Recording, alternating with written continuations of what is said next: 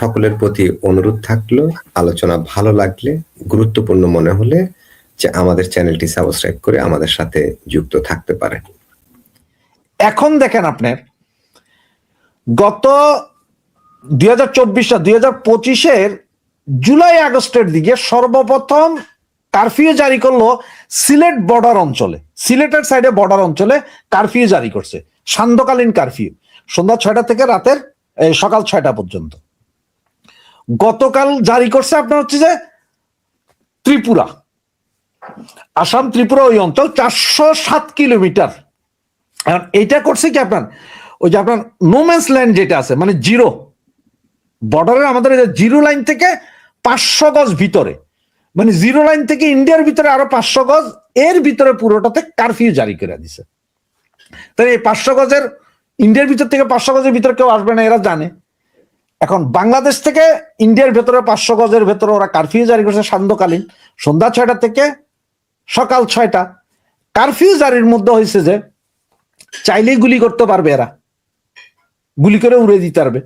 এইখানে ইন্ডিয়া যেটা বলছে সেটা বলছে যে পিসিআইএসএস আর ইউপিডিএফ এই দুইটা সংগঠনের প্রচুর লোকজন নাকি এখন এই বর্ডার এরিয়া আছে, যে কোনো মতে গ্যাঞ্জাম করতে পারবে। ইউপিডিএফ হচ্ছে যে আমাদের পার্বত্য চট্টগ্রামের যে সন্ত্রাসী গোষ্ঠী যেটা আছে, বিচ্ছিন্নতাবাদী গোষ্ঠী যেটা আছে এইটা, আর পিসিআইএস এটা ভারতের একটা বিচ্ছিন্নতাবাদী সংগঠন ছোট, এর মধ্যে আবার যে অনুপ চেটিয়া ফেটিয়া এরা আরো আছে না, এরা সব এদেরকে তো আইনে আশ্রয় দিবে। বাংলাদেশ থেকে বলা হয়েছে যে আমরা বিচ্ছিন্নতাবাদীদেরকে আইনে আশ্রয় দিব, এরা এখানে থাকবে, এদের দিয়ে আমরা 7 সিস্টার আক্রমণ করব।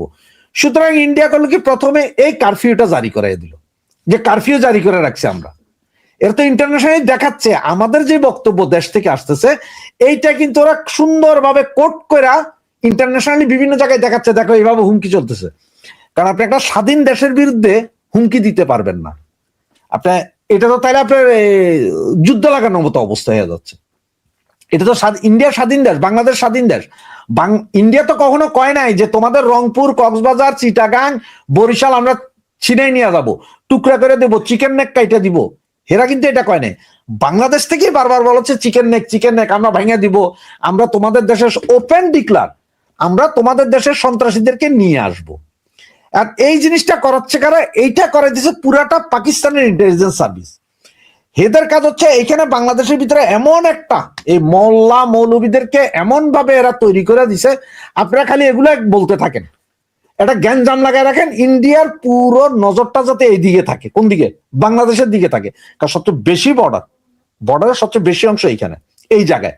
তাহলে ওদের জন্য সুবিধা হচ্ছে যে ওই যে ওদের আজাদ কাশ্মীর ফাশ্মীর। এটা আজকে আবার একটা জিনিস আপনি খেয়াল করছেন কিনা জানি না, এই 3-4 ঘন্টা আগে ওই যে আছে না আপনার হাসনাত আব্দুল্লাহদের পার্টিতে আরেকটা ছেলে আছে যে নাসিরউদ্দিন পাটোয়ারি, সম্ভবত, যেটা দাড়ি নাই, আরেকটা ছেলে দাহিদ হাসনাত সারজিৎ ছাড়া আরো 2 জন আছে, একটা তো একটু দাড়ি আছে, নাসিরউদ্দিন পাটোয়ারি। সে বলছে যে আজকে নাকি আজাদি র্যালি করছে। আজাদি র্যালিটা কি জিনিস ভাই? What is Azadi rally? আপনি যদি চিন্তা করেন সব পাকিস্তানি, মানে এই যে ইনকিলাব জিন্দাবাদ, এটা মানে আজাদি শব্দটার সাথেই তো আমরা পরিচিত না। হ্যাঁ, ইনকিলাব জিন্দাবাদ এটা পাকিস্তানি শব্দ, আজাদ কাশ্মীর এটা পাকিস্তানের, আজাদি সিল্লায় পাকিস্তানি, সবকিছুতে পাকিস্তানি একটা ভাবধারা আছে। যারা আপনি আরেকটা জিনিস খেয়াল করেন, যেমন আজকে না হিন্দিতেও আজাদি বা ইন্ডিয়াতেও আমি এই স্লোগান দেখি মাঝে মাঝে। আমাদের কাছে তো আজাদি শব্দটা বামেরা এরকম স্লোগান দেয় আজাদি, আমাদের তো পাইক্যা শব্দ। এখন একটা জিনিস দেখেন, যেমন এই যে গতকালকে থেকে যেটা শুরু হয়েছে যে মুস্তাফিজকে খেলায় না নেওয়ার কারণে বাংলাদেশের ক্রিকেটাররা না যত বেশি কথা বলতেছে তার চেয়ে বেশি 1000 গুণ প্রতি সেকেন্ডে একটা করে পাইক্যা ক্রিকেট প্লেয়ারের ভাষ্য আসতেছে। কেন বাবা তোমাদের এত জলে কেন? আমার দেশের লোকে এটা নিয়ে আলোচনা করে না। পাইক্যাদের ইন্ধন আছে, পাইক্যা আপনার কি বলে যে মন্ত্রী পাকিস্তানের যে ক্রীড়ামন্ত্রী তিনি ফোন দিয়েছেন বাংলাদেশের ক্রীড়ামন্ত্রী, কি পরামর্শ দিলেন, কি হইল? তো এটা যে পাকিস্তান পুরা এটাই চায়। তো পাকিস্তান তোমরা এত কিছু করো বা এত কিছু তোমরা যে আসো এখানে, এটা কি ইন্ডিয়ার এত বড় ইন্টেলিজেন্স সার্ভিস তারা কি জানে না? তারা কি বুঝে না? তারা ভালোই বুঝে। ইন্ডিয়ান ইন্টেলিজেন্স সার্ভিস পাকিস্তানে থাইকা কোথায় কোথায় বোমা মারতে হবে সেটা ইন্ডিয়ারে বইলা দিছে ওই যে আপনার ইয়েতে সিঁদুর ওয়ানে ওনাদের ওই যে কি এয়ারবেস জানি এটা সর্ববৃহৎ এয়ারবেস কি জানি নাম এটার খানি পাকিস্তান এটা এয়ারবেস যেটা ধ্বংস করলো এতদিন স্বীকার করে নাই যে আমাদের এয়ারবেস ধ্বংস হয়েছে গত 4 দিন আগে স্বীকার করছে যে হ্যাঁ আমাদের এয়ারবেস ধ্বংস হয়েছে এটা ধ্বংস করছে নাকি একটা এসির একটা খোলস ছিল সেটার ভিতর দিয়ে ঢুকাই দিচ্ছে বোমা তো র কি আর বাংলাদেশ তো বাংলাদেশের বর্ডার তো একেবারে কাছে এরা কি জানে না রর তো অনেক লোক আছে চায়নার লোকও আছে সব দেশের লোকই আছে বাংলাদেশে খবর তো আসে তো এখন দেখেন এই যে অবস্থা তো এখন এইটা এখন যা যা হইতে পারে বলে দেখেন আমরা গতকালকে আপনাদের বলছি যে পানি নিয়ে গ্যাঞ্জাম হবে খাদ্য নিয়ে হবে এখন এই যে কারফিউ আমাদের দেশের ওই বর্ডার অঞ্চলে বা অনেক জায়গায় একটা ভারী চোরা চালানো হয় কিন্তু রাতের বেলা ব্যাপক চোরা চালানো হয় চিনি আটা ময়দা তেল অমুক তমুক সব ঢুকে এইটা এখন বন্ধ করে দিবে টোটাল সিলটাপ সামনে আসতেছে রোজা এই রোজার ভিতরে আরো কি কি ফ্যাকরা বাজে দেখেন আবার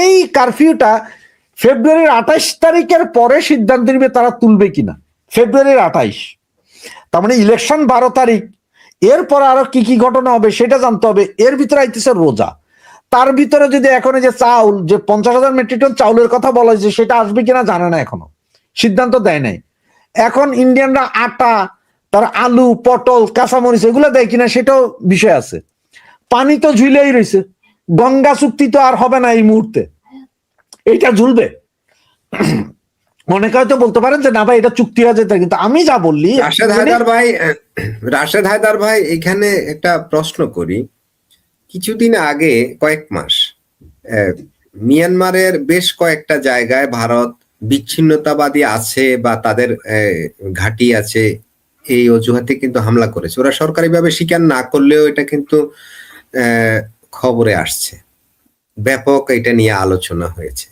তো এই যে বিচ্ছিন্নতাবাদী দমনের জন্য অন্য দেশের সার্বভৌমত্ব লঙ্ঘন করে ভারত মিয়ানমারে এই ধরনের একটা হামলা কিন্তু করেছিল ওরা সরকারিভাবে কিন্তু এটাকে স্বীকার করে নাই বা বলেও নাই ওরা চুপ ছিল এই পয়েন্টে ওরা চুপ ছিল এখন এই যে এই যেটা কি বলে পার্বত্য চট্টগ্রাম জনসংহতি সমিতি যেটা পিসিজেএসএস এর কথা বলছেন এবং ইউপিডিএফ এর কথা বলছেন এরাও কিন্তু ওই রকমেরই একটা সংগঠন বাংলাদেশের ভিতরে এই পার্বত্য অঞ্চলে এদের খুব যন্ত্রণা আছে এবং ভারত বলছে যেটা সেটা হচ্ছে এরা আবার ভারতের দিকে মুখ করবে আর আপনি আবার বললেন যে বাংলাদেশের কোন নেতা এনসিপির